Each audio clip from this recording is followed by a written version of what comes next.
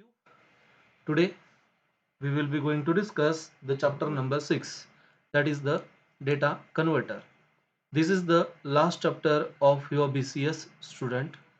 In this chapter there are some following points regarding what is the need of the digital to analog converter, parameters, then weighted resistive network, R2R ladder network, then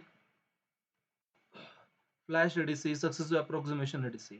First thing, all of you know that what is meant by the data converter. विद्यार्थी मित्रांनो, हे बघा, आपल्याला data converter कशासाठी लागत असते, आपण यामध्ये पहिले फोकस केला पाहिजे. आता फर्स्ट जी गोष्ट आहे, all of you know that the human is only understand the human readable language, and this is the machine is understand only the machine readable language like a 0 and 1. So what happen now, when the human saying anything or the any physical parameter which is a sent to the any one machine, so we want to require analog to digital converter. The human readable, that means the analog quantity. So what is meant by the analog quantity?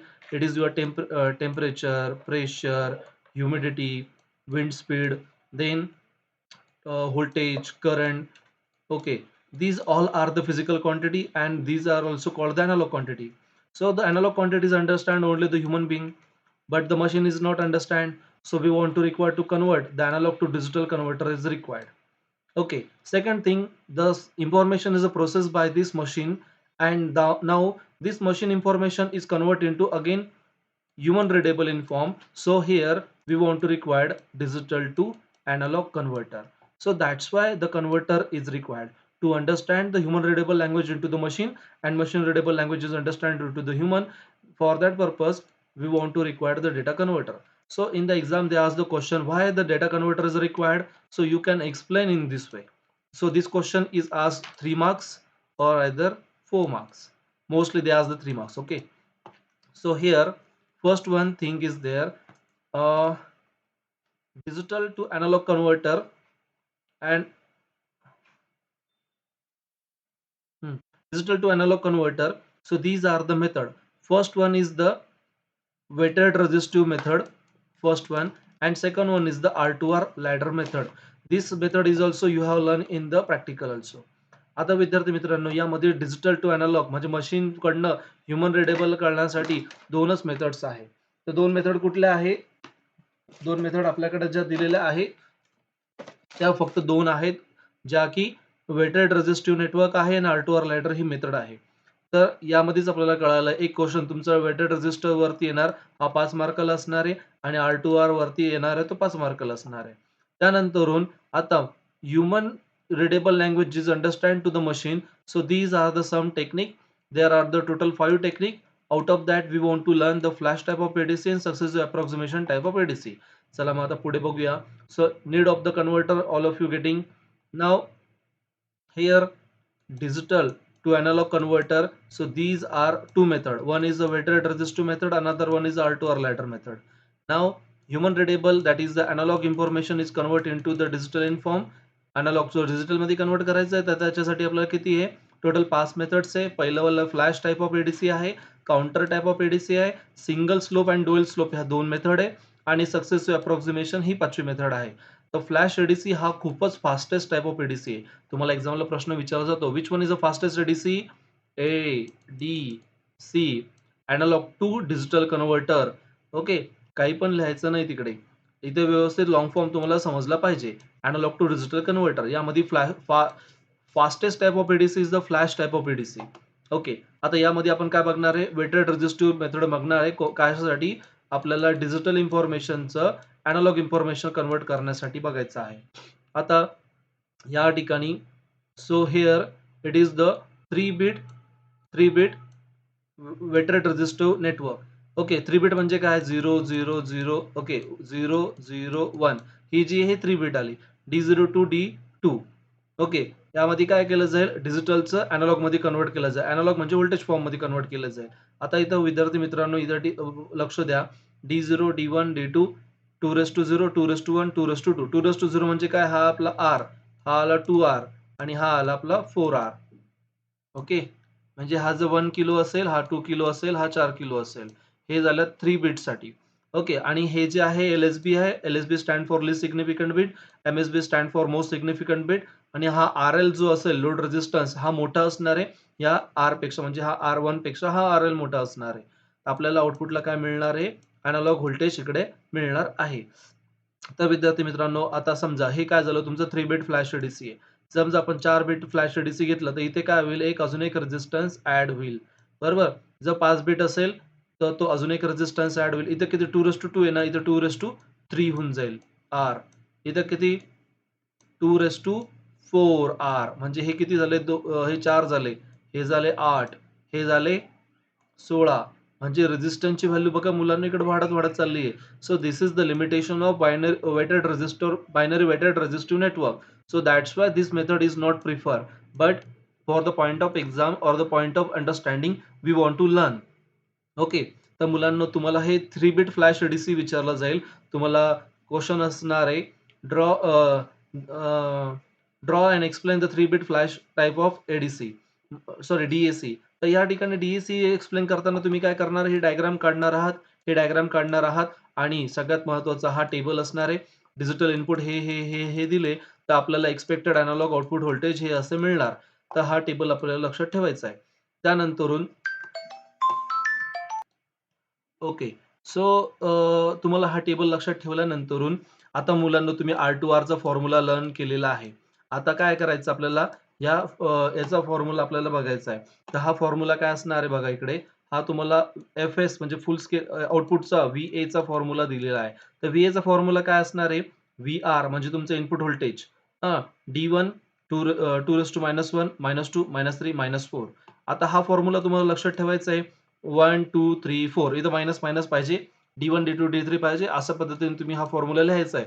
हे तुम्ही इतकं लिहिलं, तर तुम्हाला इथे 4 mark किंवा 5 मार्काला प्रश्न असणार आहे. तर यामध्ये तुमची ही डायग्राम 1 मार्काला, ही डायग्राम 1.5 मार्काला. ओके. हा टेबल 1 मार्काला किती झाले? 1 आणि 1 2, 3, 3.5. ओके. आणि हा फॉर्म्युल्याला तुमचा मार्क असणार आहे 1.5. बरोबर? असा 5 मार्काचा हा प्रश्न तुमचा बनेल. तर हा फॉर्म्युला लक्षात ठेवायचा आहे. हा फॉर्म्युला लक्षात ठेवताना मुलांना सोपं जर करायचं असेल 2:1 म्हणजे काय? 1/2, 1/4, 2:-2, 2:-3 म्हणजे काय? 1/8 आणि 2:-4 म्हणजे किती? 1/16. हे जर सॉल्व्ह केलं आपण तर काय येतं? 0.5 प्लस 0.25 प्लस 0.125 प्लस 0.0625 बरोबर. हा इथं फॉर्म्युला असा ब्रॅकेट करायचा. त्याला व्ही-ए म्हणायचं आणि इथे व्ही-इन मध्ये तुमचा तो जो रेफरन्स व्होल्टेज असेल. आता काही-काही ठिकाणी काय करतात बघा ह्या एक्झाम्पलमध्ये 10 व्होल्ट दिलेलं आहे. आपण समजा इथे 10 व्होल्ट घेतलं. बरोबर. आता तुम्हाला जर डेटा असा दिलेला असेल, हे किती 4 बिटचं झालं ना. आता तुम्हाला जर असा डेटा दिला असेल, याचं आउटपुट काय आहे? 1, 0, 1, 1 या डिजिटलचं आउटपुट काय असं विचारलं जातं. मग काय करायचं? इथे 1 टाकायचा. अच्छा हां, याच्यामध्ये बघा बरोबर. इथे हा तुमचा एक एम-एस-बी बिट आहे आणि हा तुमचा एल-एस-बी बिट आहे. मग इथे 1 आला पाहिजे एम-एस-बीचा. कुठे? इथे 1 आला पाहिजे. नंतर इथे 0, नंतर इथे 1, इथे 1. आता बरोबर 1, 0, 1, 1 बरोबर. मग हे असं लिहिल्यानंतरून तुम्ही काय करणार आहे? याचं मल्टिप्लिकेशन करणार. याचं मल्टिप्लिकेशन केल्यानंतर काय येईल? इथे तुम्हाला आता मी कलर चेंज करून घेतो तुम्हाला दिसावं म्हणून. काही गडबड नको व्हायला. ओके. तर इथे बघा, हे याने मल्टिप्लाय केलं तर 10 व्होल्ट तर इथे दिलेलंच आहे. बरोबर. हे किती येईल? 0.5 म्हणजे किती आलं मुलांनो? हां, 0.5 हे ॲज इट इज लिहून टाकायचं, प्लस करायचं. कोण आहे? याने याला मल्टिप्लाय केलं तर हे 0 होऊन जाईल. प्लस करायचं. हे 1.25 0.1.25 आणि हे काय 0.0625 बरोबर. तर हे तुम्ही जर हे काय करायचं ॲड करायचं. आता मी ते ॲड नाही करत, तुम्ही करून घ्या. ओके. हे ॲड केल्यानंतर तुम्ही हे काय करायचं 10 व्होल्टनेला मल्टिप्लाय करायचं.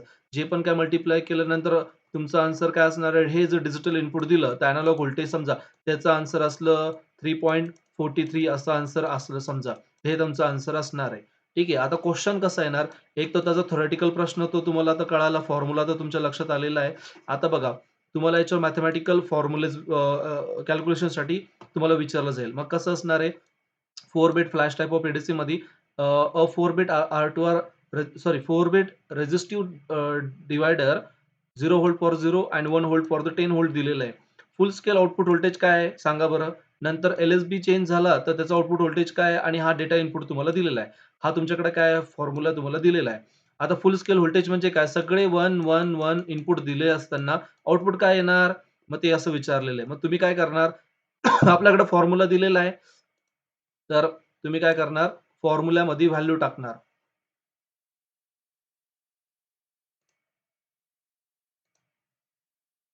ओके. फॉर्म्युलामध्ये आपल्याकडे फॉर्म्युला काय आहे? VA is equal to what?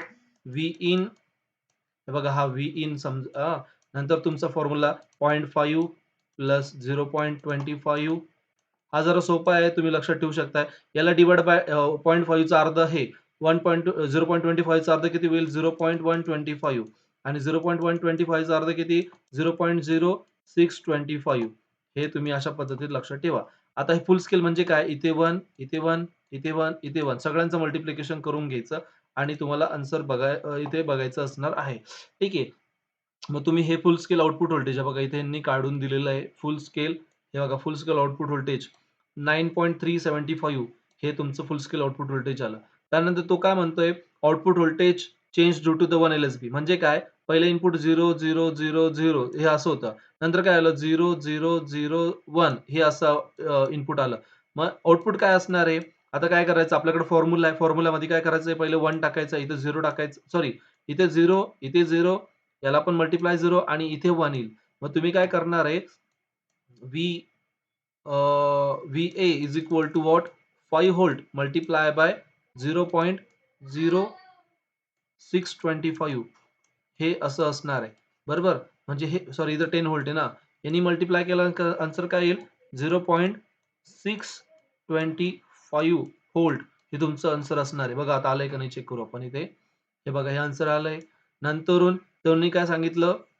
हां, आता हां, हे इनपुट दिल्यानंतर आउटपुट काय? आता इथे आपण जे बघितलं याचा, हां, हे तुम्ही आउटपुट काढलं बरोबर. हा डेटा जर दिला 101010 हा डेटा दिल्यानंतर काय आउटपुट येतं ते पण हे जवळपास सारखंच आउटपुट येतं आहे तिथे. ठीक आहे. तुम्हाला सगळ्यांना लक्षात आलं विद्यार्थी मित्रांनो, याच्यामध्ये 2च क्वेशन मेन आहे. हा जो आहे हा न्यूमेरिकलचा क्वेशन आहे. हा तुम्ही जरा अभ्यासून घ्या. ठीक आहे. आता मी याच्यात बाकीचं काही बोलत नाही. ठीक आहे. आता याच्यामध्ये बरेचसे एक्झाम्पल त्यांनी तुम्हाला दिलेले आहे. आता पुढे जाऊया. बाकीचा जो पार्ट आहे तुम्ही त्याच्यावर डोकं लावायचं नाही.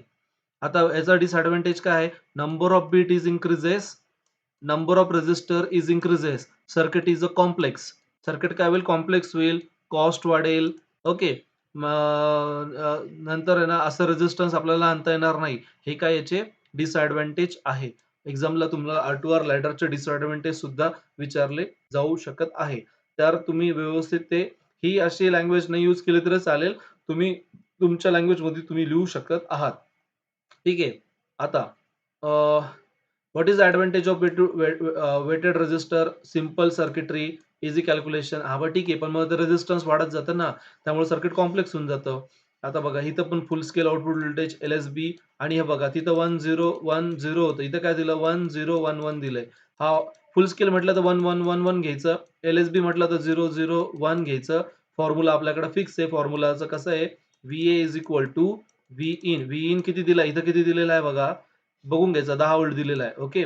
1 व्होल्ट दिलं, लॉजिक 1 असल्यावर 10 व्होल्ट आहे. काही ठिकाणी काय करतात? 16 व्होल्ट देतात, 12 व्होल्ट देतात. एक्झामिनर काय करतात? इथं चेंज करतात. 14 व्होल्ट देतात. ते बघून घ्यायचं.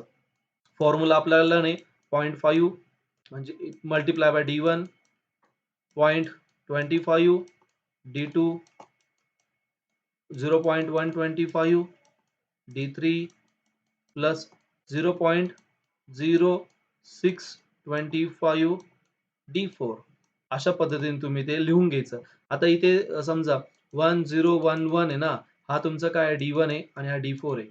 मग काय करायचं? हा 1 इथे 1 येईल, इथे 0 येईल, इथे 1 येईल, इथे 0 येईल. सॉरी इथे 1 येईल. हां. मल्टिप्लाय केल्यानंतर तुम्हाला माहिती आहे हा 0 होऊन जाणार आहे. मग हा 0.5 प्लस हा 125 प्लस 0.625 ॲड करा, मल्टिप्लाय बाय 10 करा. मग तुमचं काय आन्सर असणार ते तुम्ही काढू शकताय. ठीक आहे. आता मला असं वाटतं बऱ्यापैकी तुम्हाला कळालंय. आता काय आहे R2R नेटवर्क. प्रॅक्टिकल आपण सगळ्या विद्यार्थी मित्रांनी हे प्रॅक्टिकल केलं आहे R2R मध्ये ही डायग्राम तुमची दिली.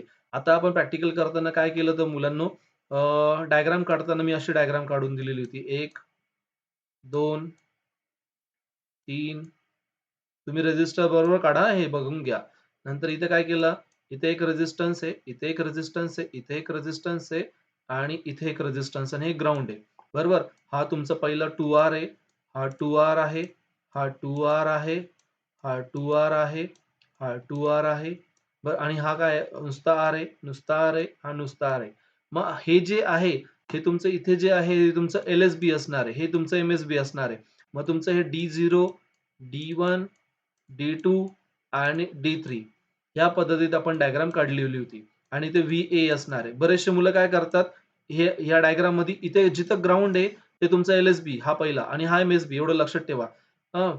आता फॉर्म्युला काय करायचा, फॉर्म्युला आपण तोच लिहायचा. काही डोकं लावायचं नाही. पहिला फॉर्म्युला काय आहे? V out or VA is equal to what? V in in ब्रॅकेटमध्ये समजा तुम्ही हां, आता इथे करताना काय करावं लागणार आपल्याला? हं. हे D3 करावं लागले ते. D3 D3 ला काय येईल? 2⁻⁻1 प्लस आता हा -1 नाही, इथं फॉर्म्युला पण बघूया. कुठे गेला फॉर्म्युला? तसाच घेतलाय त्यांनी. सेम फॉर्म्युला टाकलाय. ठीक आहे. पण मुलांनो इथे आता बघा, अ, कन्फ्युजन करू नका. आता आपण इथं D0 म्हटलाय आणि हा D3 म्हटलाय. तर मग आपण काय करणार? D3 2⁻⁻1, D2 2⁻², D1 2⁻³ आणि D4 2⁻⁴. सॉरी, हा 0 येईल. हा 2 होता ना, हा 1 येईल. 1 आला तर हा 0 येईल. म्हणजे 0, 1, 2, 3. ओके. हा फॉर्म्युला किंवा हा तुम्ही असला फॉर्म्युला लिहिला तरी चालेल. बघा हा पहिल्यासारखाच फॉर्म्युला लिहायला लागलास तर काही प्रॉब्लेम नाहीये. पण मग आता इथे काय होणार माहिती का? जेव्हा तुम्ही बिट टाकतात ना, तेव्हा तुम्हाला प्रॉब्लेम होतो. नाही काय प्रॉब्लेमच होणार नाही. आपण इथं काय करू, नंबरच चेंज करून टाकू. हे जे नंबर आहे ना, इथं काय करू आपण, हे नंबरच चेंज करून टाकू. म्हणजे कन्फ्युजनच नको तुम्हाला. इथे काय करू आपण D1 घेऊ, हा D2 घेऊ, हा D3 घेऊ आणि हा तुमचा D4 घेऊ. सिंपल. सेमच फॉर्म्युला तुम्हाला यूज करायचा आहे तर, नाही का? मग फॉर्म्युला सेम झाला, तर तुम्ही इथे व्हॅल्यू टाकताना काय करणार आहे? VA तोच formula VA, V in okay. D1 0.5, D2 0.25, D3 0.125, D4 0.0625. Okay. हे बघा. हा फॉर्म्युला लिहायचा. पुन्हा क्वेशन कसे आले? अ 4 bit R2R network obtain the output voltage. हा तुमचा डेटा इनपुट दिलाय आणि हा तुमचा डेटा इनपुट दिलाय. तर आपल्याकडे फॉर्म्युला आहे 0.5 प्लस 0.25 प्लस 125 आणि 0.0625. बरोबर. हे तुमच्याकडे फॉर्म्युला आहे आणि व्ही इनपुट इथं घेता तुम्ही व्ही इन. इथे किती दिलेलं आहे? इथे दिलेलंच नाही. तर गिव्हन घेताना तुम्ही काय करायचं? 10 व्होल्ट घेऊन टाकायचं. दिलेला नसेल तर 10 व्होल्ट घ्या. दिला असेल तर तो समजा इथं 16 व्होल्ट मी तुम्हाला दिला, तर तुम्ही काय करणार? 16 व्होल्ट इथे लिहिणार. मग आता हे काय आहे? हा इथे 0, हा इथे 1, हा इथे 1 आणि इथे 0. याने याला मल्टिप्लाय करा, याने याला मल्टिप्लाय करा. हे तर 0, 0 होऊन जाईल. मग इथं काय होईल? 0.25 प्लस 0.125. हा 5 ॲज इट इज. इथे 7, इथे 3, 0.375 हे मल्टिप्लाय बाय 16 व्होल्ट. मग जे पण काय आन्सर असेल ते. समजलं तुम्हाला? फॉर्म्युला एकच आहे. ही फक्त डायग्राम तुम्हाला लक्षात ठेवायची आहे आणि फॉर्म्युला लिहायचा. क्वेशन काय येईल? Draw and explain a 4 bit R2R ladder network. Okay. हे क्वेशन तुम्हाला विचारलं जाईल. आता हे इथे बरेचसे क्वेशन्स तुम्हाला दिलेले आहे. हे तुम्हाला आता पेपरला जाताना बघून घ्यायचे आहे. बाकीचं मग काही तुम्ही करायची आवश्यकता नाहीये. आणि जेव्हा तुम्हाला ते एक्सप्लेन करायचं असेल, तेव्हा ही डायग्राम आपण पेपरला पण काढलेली होती. सॉरी प्रॅक्टिकलला काढलेली होती. ही डायग्राम तुम्ही तिथे काढायची आहे. ॲप्लिकेशन बघून जा. In the digital processing to convert digital command signal okay. Analog to digital converter like a counter or success approximation तिथे यूज करतो, कॉम्प्युटरमध्ये यूज करतो. Displaying the CRT or the x-ray plotter. CRT म्हणजे cathode ray tube. तुमचं जे TV असतं ना, टीव्हीचं tube जे आहे तिथे ते पण आणि आपलं सीआरओमध्ये पण आपण तिथे यूज करतो. ओके. कॅथोड रे ट्यूब आहे कॅथोड रे ऑसिलोस्कोप वेगळं. कॅथोड रे ट्यूब म्हणजे तुमचं टीव्हीचं tube. Okay. Comparison between weighted resistor आणि R2R हे पण विचारलं जातं बरं का. This is a simple circuit, it is the complicated. R2R complicated सांगितली बघा इकडे. Wide range is required. Wide range of resistance is required. Only two resistance value is used. Here, one bit is indicate one resistor, one bit is indicate two resistor. Not easy to expand more number of bit. याच्यामध्ये number of bit आपण वाढवू शकत नाही. याच्यामध्ये number of bit आपण वाढवू शकत आहे. आता बघा सॉल्व एक्झाम्पल मध्ये फुल स्केल आउटपुट व्होल्टेज विचारलंय. डिजिटल इनपुट दिलं तर अॅनालॉग आउटपुट व्होल्टेज VA काय असणार आहे त्यांनी ते विचारलं आहे. ठीक आहे. हे तुम्ही एक्झाम्पल बघून घ्या. आता हे बघा फुल स्केल आउटपुट व्होल्टेज LSB आणि हे बघा इथं 15 व्होल्ट त्यांनी दिलेलं आहे. इनपुट दिलेलं आहे. फॉर्म्युला व्हॅल्यू टाकायची आणि आउटपुट काढायचं. हे बघा क्वेश्चन इथं विचारलेलं आहे पुन्हा. आता ते तुम्हाला काय झालं 4 बिटचं माहिती पण 5 बिटचं दिलं तर काय करावं लागेल? आता आपण काय केलं तर 0.5 हां, 0.5 पॉइंट 125 0.0125 सॉरी हे 0 नाही 0.25 0.0625 आणि याचं पुन्हा अर्ध केलं तर काय येईल 0.03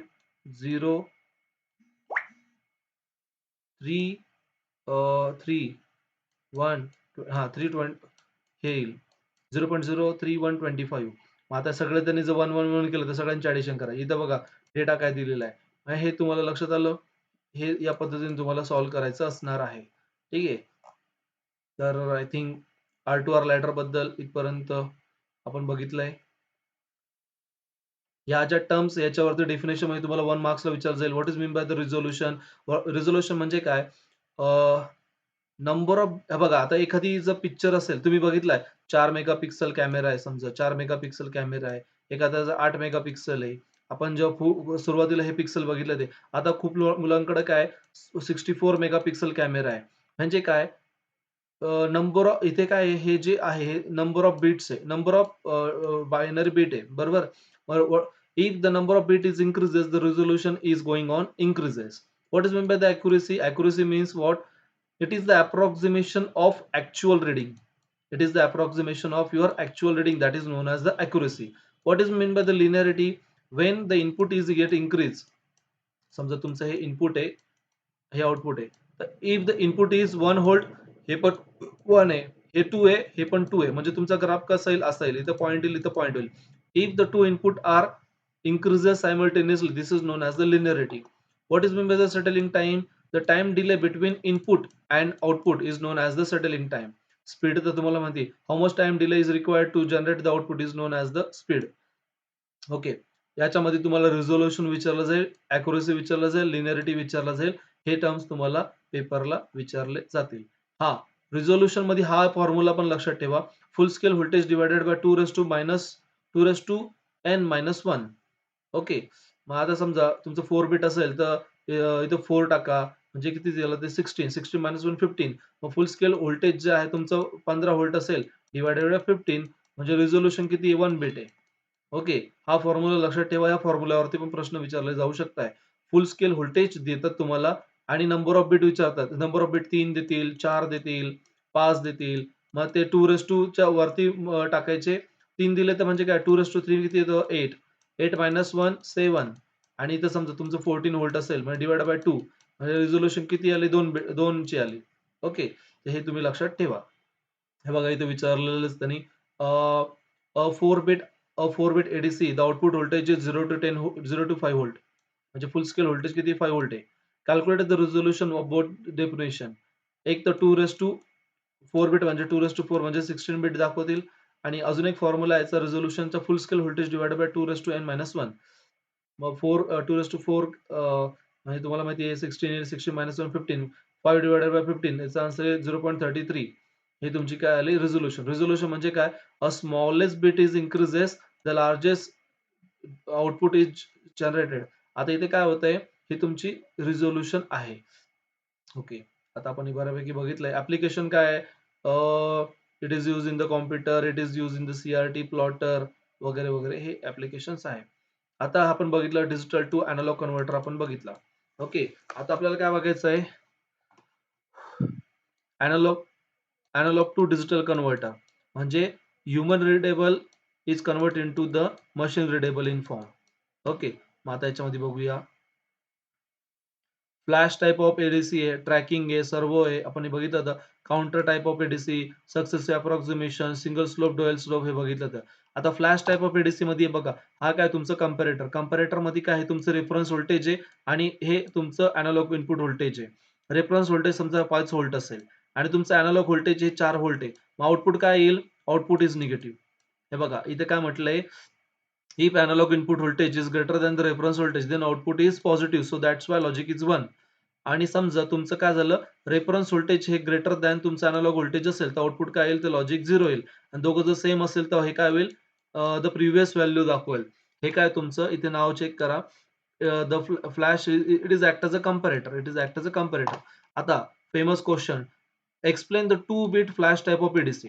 आता 2 bit flash type of ADC, 2 bit म्हणजे काय रे, 0 0 0 1 1 0 1 1 बरोबर. म्हणजे 0 0 ची एक काय 0 लेवल, इथं काय येईल V1 पोटेन्शियल, इथं काय येईल V2 पोटेन्शियल, इथं काय येईल V3 पोटेन्शियल. बरोबर. तर आता इथे बघा, सगळ्यात पहिले तुम्ही काय करणार आहे, रेफरन्स व्होल्टेज देणार आहे. इथं काय तुमचं कंपॅरेटर 1 2 3, इथे काय आहे व्होल्टेज किती आहे, VR डिवायडेड बाय 4. VR म्हणजे हे रेफरन्स व्होल्टेज आहे, VR डिवायडेड बाय 4. समजा इथे रेफरन्स व्होल्टेज आपण 16 व्होल्ट घेतलं, 16 भागिले 4 म्हणजे किती आलं, इथे 4 व्होल्ट आलं. 16 भागिले 2 म्हणजे इथे 8 व्होल्ट आलं आणि 16 भागिले 3/4 म्हणजे आता हे किती येईल, किती येणार, 4 4 इथं 12 व्होल्ट येणार. बरोबर. आता समजा तुम्ही इनपुट व्होल्टेज वाढवत गेले. आता सुरुवातीला काय तुमचं इनपुट व्होल्टेज जे आहे, समजा ते 5 व्होल्ट झालं. It is a greater than V1. तर मग पहिला V1 चा कंपॅरेटर काय होईल, ट्रिगर होईल. हे निगेटिव्ह हे पॉझिटिव्ह आहे. म्हणजे V1 इज 5 व्होल्ट असेल तर हा पहिले ट्रिगर होईल आणि प्रायोरिटी इन्कोडरला जाईल. प्रायोरिटी इन्कोडर म्हणजे काय, हायेस्ट प्रायोरिटीला तो आउटपुट देतो. समजा याच्यामध्ये समजा 4 लोक आहे. समजा 3 लोक आहे. एक म्हणजे समजा एखादी, हां, एक नगरसेवक आहे समजा, बरोबर? नगरसेवक आहे. नंतर तुमचं काय आहे, आमदार आहे आणि इथे काय आहे, तुमचं खासदार आहे, बरोबर? समजा नगरसेवकाने एखादी गोष्ट सांगितली, तर ते काय करतील, पहिले त्याचे ऐकतील. मग आता काय झालं, नगरसेवकाने सांगितलं म्हणून काय केलं त्यांनी, इथं त्यांनी प्रायोरिटी दिली. प्रायोरिटी दिल्यामुळे काय झालं, पहिले हे तुमचं आउटपुट व्होल्टेज आलं. आता काय झालं, आमदारांनी सांगितलं का, नाही, नाही, हे काम आहे ना, आपण दुसऱ्याकडनं करू. मग हे काय करतील, याचं याचं ते स्टक ठेवतील. याचं जे प्रपोजल हे स्टक करतील. पण आमदार त्याच्यापेक्षा मोठा आहे. त्यांचं रिस्पॉन्सिबिलिटी जास्त आहे. मग ते काय करतील, मग हा C2ला पहिले देतील. म्हणजे या ठिकाणी समजा तुमचं इनपुट व्होल्टेज आहे, हे जर ग्रेटर दॅन 8 व्होल्ट झालं, तर हे काय होईल, हा C2 तुमचं ट्रिगर होईल. मग आता काय झालं, हा पण ट्रिगर आहे आणि हा पण ट्रिगर आहे. मग कोणाला प्रायोरिटी द्यायची हा प्रश्न येईल ना याच्याकडे. मग तो काय करतो, ज्याची हायेस्ट प्रायोरिटी असेल त्याला पहिले डेटा आउटपुट जातो. मग हा जर डेटा तुम्ही इनपुटला घेतला, तर तुमचं हे काय होईल, V2 हा 1-0 हा आउटपुट तुमचं जनरेट करेल. आता काय होईल, तुमचं इनपुट व्होल्टेज वाढत गेलं आणि ते झालं 14 volt. 14 volt is greater than the 12 volt.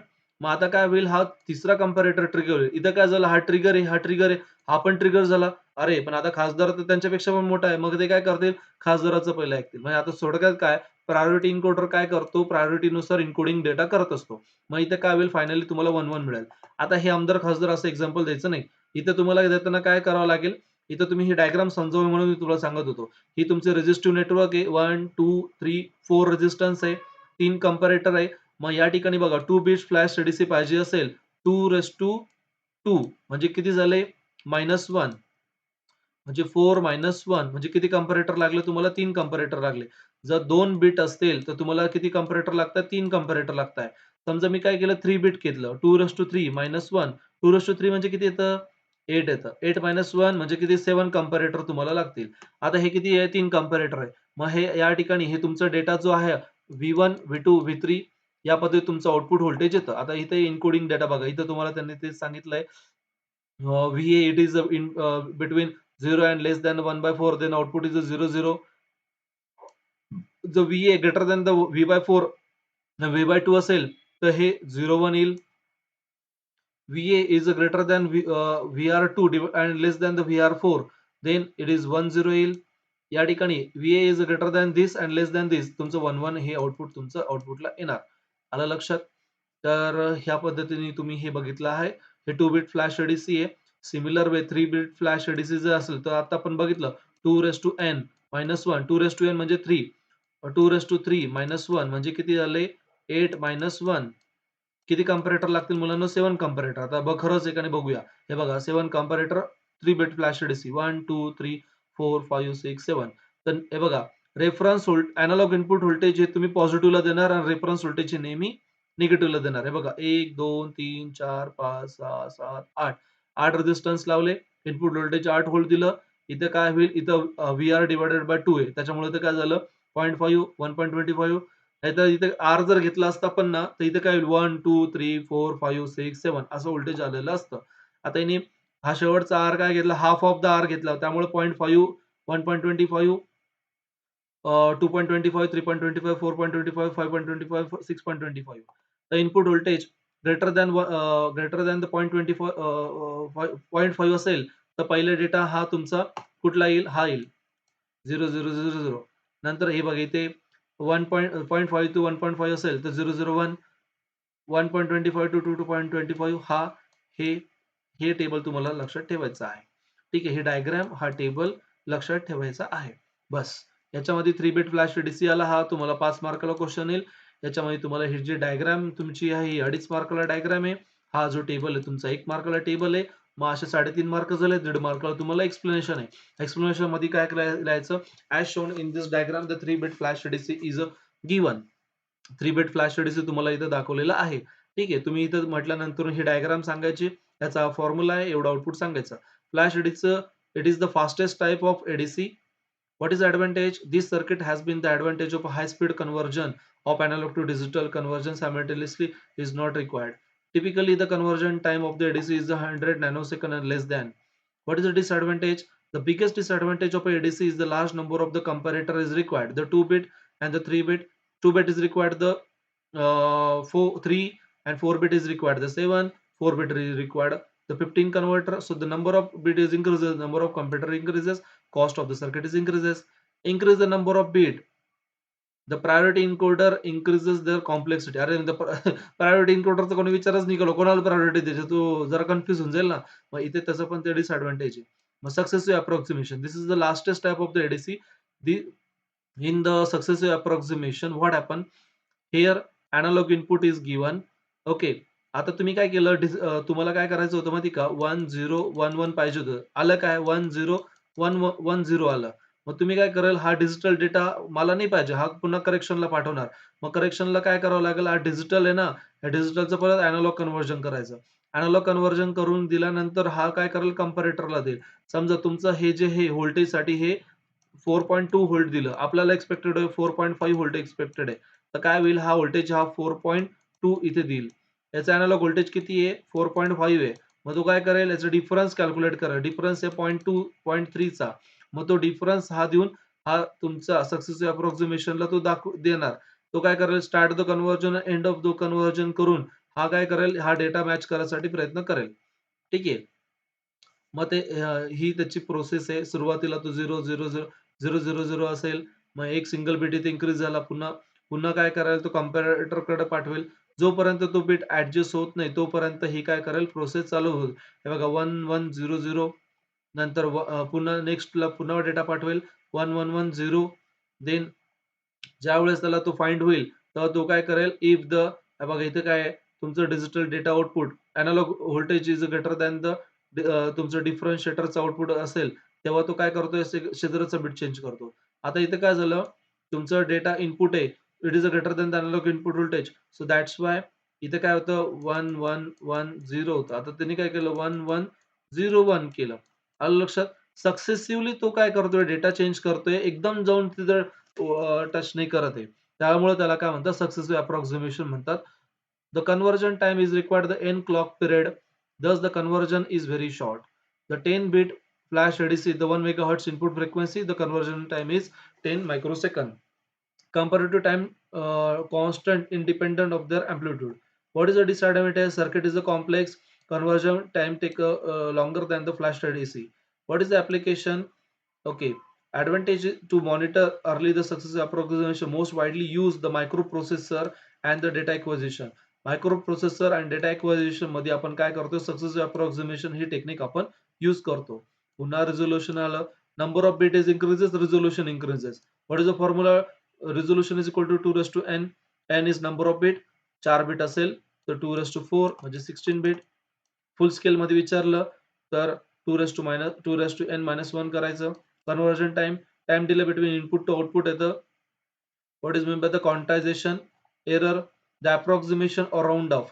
जेव्हा हे बघा, हे तुम्ही काय करतात, हा तुमचा इथे 1 आहे बरोबर, हा तुमचा काय इथे 2 आहे बरोबर. आता ही 2 लेवल आहे, पण काही जर बिट इथे असतील त्याला तुम्ही काय म्हणणार? काही बिट जर इथे असेल तर तुम्ही काय त्याला म्हणणार? हे काय झालं, एरर झालं ना. हा धड इथे पण नाहीये आणि हा खाली पण नाहीये, हा मध्येच अटकले हे दोघं पण. जर ह्या लाईनीमध्ये, या लाईनीच्या खालचे जे असतील हे काय करतील, हा तुमचा ह्या 2 नंबर कन्सिडर करतील. या लाईनीच्या वरचे जे असतील तर तो काय करेल, लाईन नंबर 23 ला कन्सिडर करेल बरोबर. असं व्हायला पाहिजे ना. पण हे जे मधले जे आहे हे काय होतात, हे हे यांचं डिकोडिंगच होत नाही.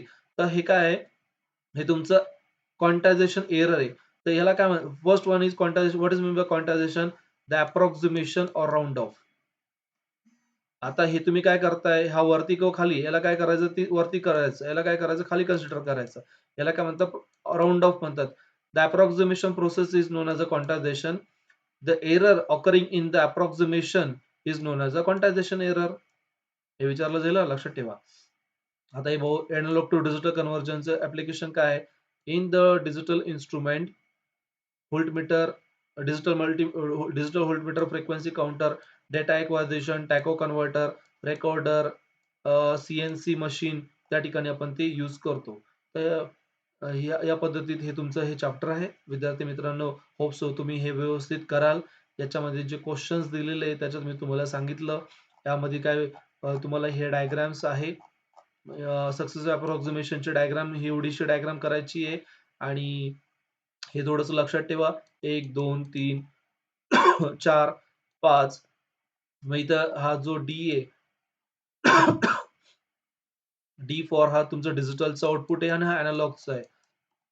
त्यांनी काय सांगितलंय, समजा तुमचा analog voltage is greater than the digital, तो काय करतोय, सक्सेसिव्ह चेंज करत जातोय. आणि ज्यावेळेस तुमचं VA it is the sorry VD it is the greater than VA, त्यावेळेस तुम्ही काय करायचं, 1 1 1 0 होतं ना, मग पुढच्या वेळेस काय करायचं, 1 1 0 1 करायचं आहे. ते लक्षात ठेवा तुम्ही. चालेल. All the best all of you.